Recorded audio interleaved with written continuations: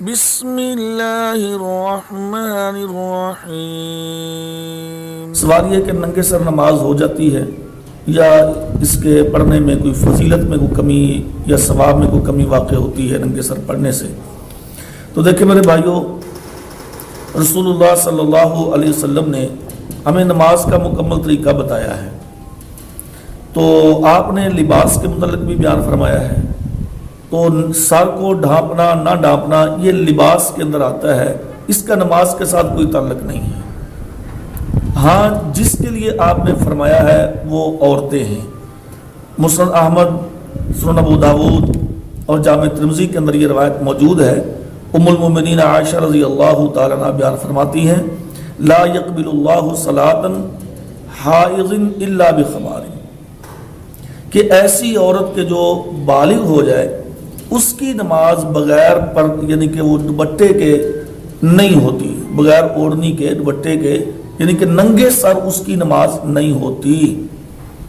اب کتنی واضح حدیث ہے کہ نبی صلی اللہ علیہ وسلم نے فرمایا کہ عورت کی نماز ننگے سر نہیں ہوتی، اور اگر یہ مرد کے لیے بھی ضروری ہوتا تو آپ کہہ دیتے کہ بھی عورت اور مرد دونوں کی نماز ننگے سر نہیں ہوتی، یا آپ مطلق ہی کہہ دیتے کہ بھی ننگے سر نماز نہیں ہوتی۔ جیسے آپ نے سنن ابو داؤد کی حدیث ہے، آپ نے فرمایا کہ لا يقبل اللہ صلاۃ الا بطہور، کہ بغیر وضو کے نماز نہیں ہوتی۔ اب اس میں کوئی تخصیص تو نہیں ہے نا کہ عورت کی ہے یا مرد کی ہے، وہ عورت نماز پڑھے یا مرد پڑھے، اگر بغیر وضو کے نماز پڑھتے ہیں تو وہ نماز نہیں ہے۔ تو یہاں پر آپ نے صرف عورت کا نام لیا، صرف عورت کا نام، کہ عورت کی ننگے سر نماز نہیں ہوتی۔ تو اس لیے میرے بھائیوں ننگے سر نماز ہو جاتی ہے، اور اس میں کچھ لوگ کہتے ہیں نہیں جی ہم تو یہ کہتے ہیں کہ ہو جاتی ہے، لیکن فضیلت میں کچھ کمی رہ جاتی ہے۔ یہ کون سی دلیل ہے، کہاں سے روایت ملی ہے کہ اس میں فضیلت میں کمی رہ جاتی ہے؟ نہ فضیلت میں کوئی کمی ہے، نہ ثواب میں کوئی کمی ہے، نہ نماز میں کوئی کمی ہے۔ بتا یہ ہے کہ نماز میرے بھائی مرد کی ننگے سر ہو جاتی ہے، عورت کے لیے ضروری ہے کہ وہ اپنے سر کو ڈھانپے، اور اس عورت کی کسی بھی عورت کی مطلب کہ ننگے سر نماز نہیں ہوگی، مرد کے لیے ضروری نہیں ہے۔ بلکہ بڑی ایک واضح حدیث ہے، سیدنا جابر بن عبداللہ رضی اللہ تعالیٰ عنہ، صحیح بخاری کی حدیث ہے صفحہ نمبر 102 عربی والی کتاب میں، کہ آپ ایک دفعہ نماز پڑھ رہے تھے تو آپ نے اپنا وہ جو رومال تھا یا جو بھی آپ کے پاس جو صافہ تھا وہ اٹھا کے آپ نے وہ سائڈ پہ لٹکایا ہوا تھا ایک کھونٹی پہ۔ تو آنے والے نے پوچھا، صحابی نے، بھئی تیرے پاس یہ کپڑا بھی موجود تھا اور تو پھر ننگے سر نماز پڑھ رہا تھا؟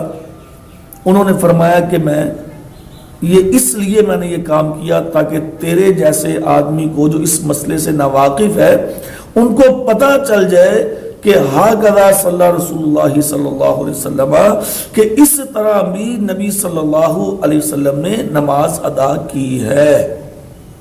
کپڑا پاس ہونے کے باوجود بھی سائیڈ پہ رکھ کے ننگے سر نماز پڑھی ہے، تو فرمایا کہ اس طرح بھی پیارے، یہ نہیں کہا کہ میں یہ نماز پڑھ رہا ہوں، بلکہ کہا کہ نبی صلی اللہ علیہ وسلم نے اس طرح نماز پڑھی ہے۔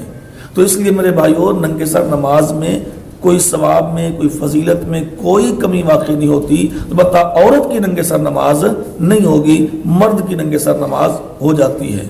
اور باقی یہ جو ٹوپیاں رکھی ہوتی ہیں، یہ سبز رنگ کی یا کھجور والی، یہ تو مذاق ہے بھائی، مذاق، یہ مذاق ہے یہ عبادت کے ساتھ۔ یہ کبھی ٹوپیاں پہن کر کبھی کوئی بازار میں گیا آدمی، کبھی کوئی کلاس روم میں گیا، کبھی کسی وہ اپنی ڈیوٹی پر یہ پلاسٹک کی ٹوپی پہن کر کبھی کوئی جاتا ہے، لوگ اس کو مذاق کرتے ہیں، اور وہ بندہ عار محسوس کرتا ہے، برا محسوس کرتا ہے کہ میں یہ ٹوپی پہن کے جب، یار کیسی بات ہے کہ جو ٹوپی تم پہن کے بازار نہیں جا سکتے اس میں بے عزتی محسوس کرتے ہو، جو ٹوپی پہن کے تم کسی افسر کے سامنے نہیں جا سکتے اس میں بے عزتی محسوس کرتے ہو، اور وہ ٹوپی پہن کے تم اللہ کی بارگاہ میں آ جاتے ہو اور اس میں عزت بڑھ جاتی ہے۔